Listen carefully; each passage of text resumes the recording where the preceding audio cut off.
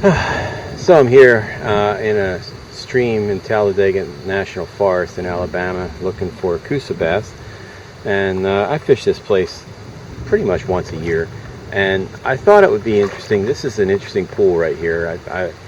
Every year I fish this. This looks so good. It looks from the shoreline, or however you want to look at it.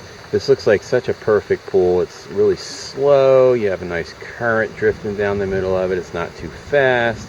There's some nice overhanging bushes, a couple big rocks down here at the end. This just looks like such a perfect pool. I almost never catch anything out of it. Why is that?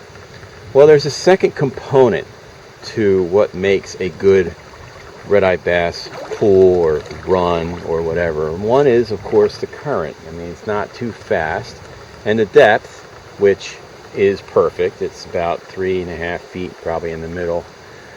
But the other component is substrate. And really, to have a good quote-unquote red-eye bass pool, you need some rocky substrate, and preferably big chunky rock that's got lots of little holes and cavities that they can hide behind.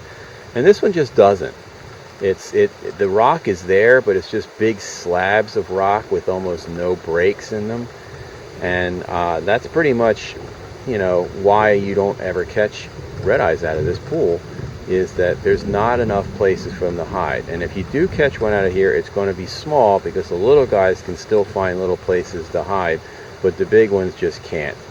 And I think that's a really important component for red-eye bass, and probably a lot of bass. Smallmouth are somewhat the same way.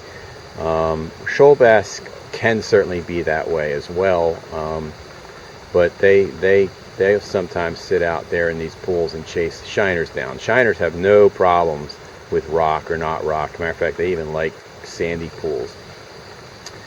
Interestingly, though, from my limited amount of trout fishing that I've done, this is not so true of trout, who often will hang right down near the bottom and wait for drifting bugs, and either on the surface or subsurface. So it's not nearly the same as red-eye bass. For whatever reason, the red-eye bass really want the chunk rock to hide behind, and other species of fish, like most notably the trouts, are much less concerned about that kind of thing. So something to think about when you're evaluating pools. You fish it anyway, of course, but if you keep finding places where you rarely catch them and it looks so good, take a closer look. You might be missing something.